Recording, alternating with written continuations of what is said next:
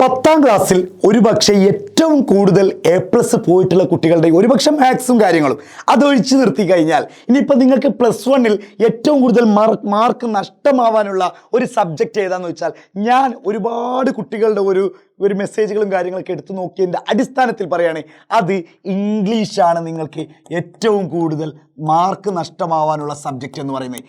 ഇംഗ്ലീഷിൽ മാർക്ക് കുറഞ്ഞാൽ സാറേ ഞങ്ങളുടെ അഡ്മിഷനെ ബാധിക്കോ? അതായത് ടോട്ടൽ പെർസെൻറ്റേജ് എടുക്കുമ്പോൾ ഇംഗ്ലീഷും നിങ്ങളെടുത്ത ലാംഗ്വേജ് മലയാളം ആവട്ടെ, ഹിന്ദി ആവട്ടെ, സംസ്കൃതം ആവട്ടെ, ഉറുദു ആവട്ടെ, എന്താവട്ടെ ഇതിൻ്റെ മാർക്കും കൂടി നിങ്ങളുടെ നോക്കും. അത് നോക്കിയിട്ടാണ്. അപ്പോൾ ഇംഗ്ലീഷിൽ മാർക്ക് കുറഞ്ഞാൽ അത് കുറവന്നല്ലേ? അത് കുറവ് തന്നെയാണ്. ഞാൻ കഴിഞ്ഞ ദിവസം ഒരു ദേവനന്ദ, അതായത് നമ്മുടെ സൂപ്പർ ബാച്ചിലെ ജോയിൻ ചെയ്ത് നമ്മുടെ ആപ്പിലെ നമ്മുടെ സ്റ്റുഡൻ്റ് ആയിരുന്നു എജുപോർട്ടിൻ്റെ, കൃത്യമായി നമ്മുടെ ക്ലാസ്സുകൾ കണ്ട് 1200-ൽ 1200 മാർക്കും കിട്ടിയ ഒരു ദേവനന്ദ എന്നുള്ള കോഴിക്കോടുകാരി പെൺകുട്ടിയെ ഞാൻ എന്ത് ചെയ്തു? ഇൻ്റർവ്യൂ ചെയ്തു. ഇൻ്റർവ്യൂ ചെയ്യുമ്പോൾ ആ കുട്ടി പറഞ്ഞ കുറച്ച് കാര്യങ്ങൾ, ആ കുട്ടിക്ക് ഫസ്റ്റ് അതായത് നോർമൽ എക്സാം എഴുതിയപ്പോൾ 1198 മാർക്കാണ് കിട്ടിയത്. 2 മാർക്ക് ഏതിലാണ് പോയതെന്ന് വെച്ചപ്പോൾ അത് ഈ മഹാൻ തന്നെയാണ്. ആരാണ്? ഇംഗ്ലീഷ് തന്നെയാണ്. അപ്പൊ ഇംഗ്ലീഷാണ് വില്ലനായത്. അപ്പൊ ഞാൻ ആ കുട്ടീനോട് ചോദിച്ചു, പിന്നെ നീ എങ്ങനെ 200-ൽ 200 വാങ്ങി?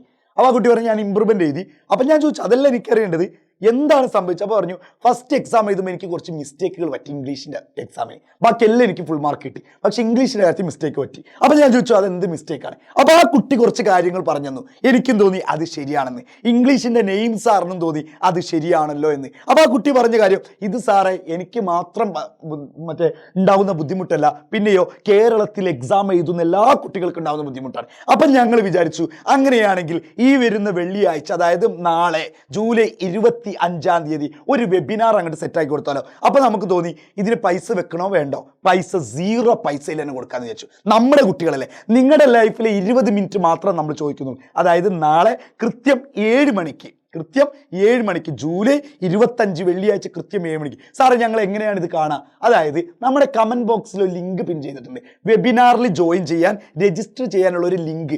ആ ലിങ്കിൽ കയറിയിട്ട് നിങ്ങൾ എന്ത് ചെയ്യുക? ജസ്റ്റ് രജിസ്റ്റർ ചെയ്യുക. നമ്മളിതിലേക്ക് രജിസ്റ്റർ ചെയ്താൽ മാത്രം മതി. കൃത്യം 7 മണിക്ക് പിന്നെ വന്നാലും മതി.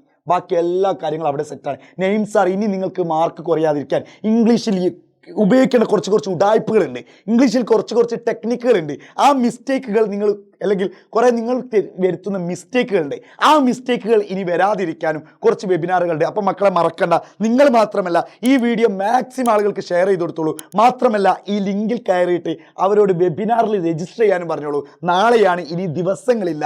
നാളെ കൃത്യം 7 മണിക്ക് നമ്മുടെ ഇതിലുണ്ട്. അപ്പോൾ അതിൽ നിങ്ങൾക്ക് കിട്ടണമെങ്കിൽ, ഈ വെബിനാറിൽ നിങ്ങൾക്ക് അറ്റൻഡ് ചെയ്യാൻ കഴിയണമെങ്കിൽ പൈസയൊന്നും കൊടുക്കണ്ട. നിങ്ങൾ ചെയ്യേണ്ടത് ഒറ്റ കാര്യം, നമ്മുടെ കമൻറ്റ് ബോക്സിലെ ലിങ്കിൽ രജിസ്റ്റർ ചെയ്യൂ. ഒരിക്കലും നിങ്ങൾക്ക് നഷ്ടമാവില്ല. ആ 20 മിനിറ്റ് നിങ്ങളുടെ ലൈഫിനെ തന്നെ മാറ്റിമറിക്കുന്ന ഒരു 20 മിനിറ്റ് ആയിരിക്കും. ഇത് ഞാൻ ഞാൻ എൻ്റെ ഒരു ഉറപ്പിൻ്റെ പുറത്ത് നിങ്ങൾക്ക് തരുന്ന ഗ്യാരണ്ടിയാണ്. ഓക്കെ അല്ലേ മക്കളെ? സെറ്റല്ലേ? അപ്പോൾ മറക്കണ്ട, ജൂലൈ 25 വെള്ളിയാഴ്ച കൃത്യം 7 മണിക്ക്. ബൈ.